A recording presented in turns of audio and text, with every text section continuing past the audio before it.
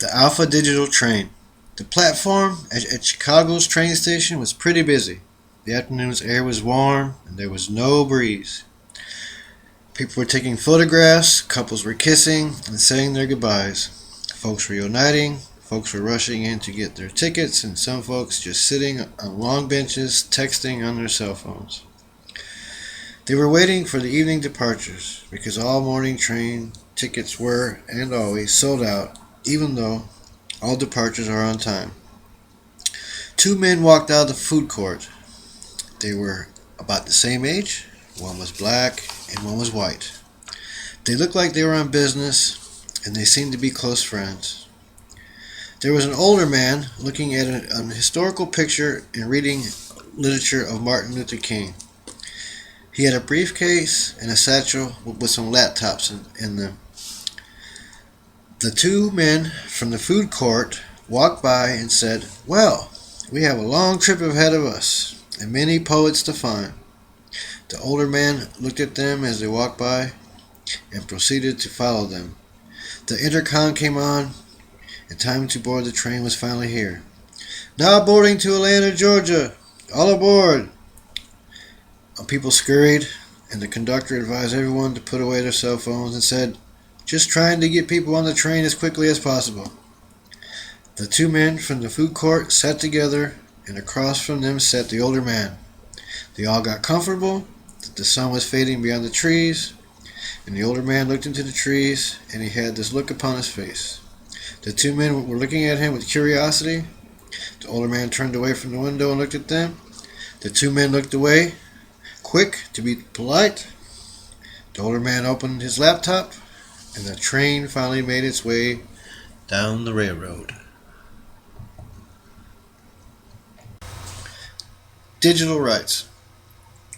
"We are turning a page with digital books and e-reader devices," said Red, the black man that accompanied the white man named Andy. "Yes, I read 30 to 40 more books per year on my Kindle Fire," replied Andy. "It's the best gift I ever bought myself," said Red. "Yeah, well, you'll be sick of it within a year and throw it away," said Andy. "So you're transforming with all this, are you?" Andy explained. "Well, my Kindle has me hooked as well, so I can say the same for me. But I love my paperbacks and hardcovers, Andy. They work for centuries," said Red. "Well, don't get used to your Kindle because this century isn't looking good."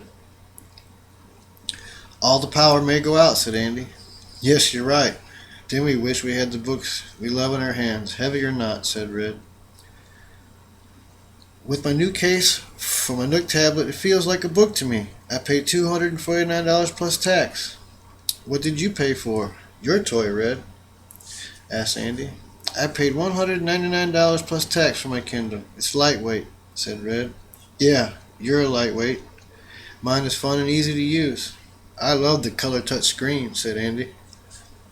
"Well, I got your lightweight right here, Andy," laughed Red. "Do you know that classics are free?" Andy asked. "So you call that respecting the greats by downloading the free version," said Red. "Red, they are dead. Man, they don't see the money," explained Andy. "No, but their families do," Red answered. "How do you know that?" asked Andy. "Come on, man, get real," said Red. "I use my library's download centers for classics. At least someone paid for it," said Andy. "Yeah, thank you, Benjamin Franklin," said Red. "Well, regarding my favorites, I'll buy the hardcovers and keep them on my shelf at home. My collections are wall to wall with books," said Andy. "While my folders on my Kindle are folder to folder," said Red. "What if your Kindle was lost or stolen? Can you re-download your purchases?" asked Andy. "Yes, Amazon has what they call cloud storage for free with Amazon Content or purchase through them." Charlie was listening to the whole conversation while doing things on his iPad, and he had an earpiece in one ear, multitasking as it seemed. "I am old-fashioned," said Charlie, "when searching for a good book or a good poet. And when I find one or two, I buy the book. There's something about pulling the book from my shelf and putting it back into my collection. Letting a page fall on a random poem. I work with computers all day long, like I am now, and a book tells me it's time to relax. I love poetry, and we have something in common. I have an Apple iPad to read poetry, but only on trips." Andy and Red looked at each other and they smiled, but did not say a word. Both of them thought of the price of his Apple iPad, $499, and what they can only afford. Charlie's thinking I can video chat, and they are limited to Wi-Fi. Andy, I can stream movies, music, and TV shows. I paid a $79 subscription for this, said Red. Well, here soon I can do the same as well with my apps. I have Netflix, music download apps. I have more storage than you, and in a non-existent Wi-Fi area, I can be entertained, Andy laughed and said, I have many recorded voiceovers of our favorite children's books that I read to my kids. Red, if you had a Nook, I can lend you my ebooks, said Andy and laughed. Red laughed and said, ebooks are threatening the formal publishing world. Yes, a new sense of connection between authors, poets, and readers. By bypassing the traditional publishers, and the readers are benefiting from all this, said Andy. The writers only get 35%, and a company like Amazon and Barnes & Noble are getting 65%, Charlie said. Vanity Publishing, said Andy. What is vanity publishing, Andy? Red asked. Where some fly-by-night company charges authors and poets to publish their work, and they bullshit and do initial good in the beginning, and they fade out and disappear, Andy explained. Some authors and poets band together and work together. They learn the modes, procedures to help each other. It's the rich versus the poor, Andy. There are many great unknowns out there, and they are sick of it. Andy, I do understand that many folks want to be with traditional publishers. They want to be under the label of with the greats, said Red. I understand that, Red, but they have to meet the labels halfway, said Andy. What do you mean halfway? Asked Red. These authors and poets you are talking about think they are Elvis Presley, said Andy. Red was silent. See, you know what I'm talking about. Narcissists, the self-righteous, are unwilling to bend and help out the fellow poet and author. They're supposed to share their writing expertise. Instead, they let fame and wealth increase their ego. They should share their success, however small, with beginning writers. They get away with so much bullshit. Blind is blind. Two kinds, Red. Two kinds, said Andy. Charlie was smiling and eating this conversation up. What do you mean about Elvis Presley? Asked Red. Would I have to break it down for you? Said Andy. I'm confused. Because Elvis sung other people's songs, said Red. Andy was laughing and explained. Let's take a car battery and these digital devices we all three have as examples. Think of them as dreams of authors, dreams of poets to be published, read, loved, fanned, and furthermore talked about. We have the dreams. Availability, Red, availability. People make dreams for people every day. Dreams there at the dream store. And dreams are hauled daily, weekly there at the dream store. People work at the dream factory every day. All 3 shifts, in fact. They even work minimum wage to make dreams. They even get ripped off by these temp companies that take half of the money they deserve.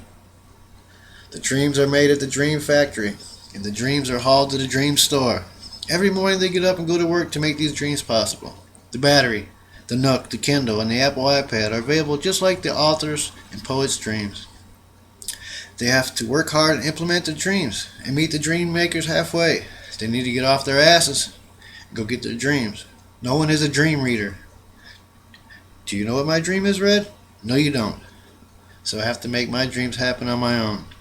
Even if I am good looking and can sing good, no one's going to knock on my door and say, here, man, here are all your dreams. Come true, man. Them days are long gone. They have been ever since the late 50s and early 60s, Red explained. Red was thinking of his sister, struggling with her songwriting career, and said, What if the battery goes dead? Charlie spoke up and said, they sell battery chargers at the same place. Andy and Red just looked at each other at the remark. Andy laughs at Red and says, is your battery dead, Red? No one plays Elvis anymore, Andy, said Red. Are you getting pebbles with me, Red? Asked Andy and laughed. Put your money where your south is, Andy, said Red. You're missing the point, said Andy. No, I got you, handy Andy. I'm not as slow as this train is. Progression in this country has declined. Innovation died down since the 60s. Poetry lost its mainstream due to radio, silent films, films in the roaring 20s, and the universities did not defend poetry. The strive for genuine excellence has no incentives. Only a handful recognize their existence to do something with their life and dreams, put effort in their work. Dedication to believe what they do is great, regardless if they're laughed at or being looked at as absurd. Have some Roosevelt, Andy. It's not the critic who counts, not the man who points out how the strong man stumbles, or where the doer of deeds could have done better. The credit belongs to the man who is actually in the arena, whose face is marred by dust and sweat and blood, who strives valiantly, who errs and comes up short again and again, because there is no effort without error or shortcoming. But who knows the great enthusiasms, the great devotions, who spends himself for a worthy cause, who, at the best, knows in the end the triumph of high achievement, and who, at the worst, if he fails, at least he fails while daring greatly. So that is his place. Shall he never be with those cold and timid souls who knew neither victory nor defeat? Patience and persistence in the sake of doing what they love to do regardless of praise. These people think of both, outward and inward, long term and short term. They think and do things differently, Red explains.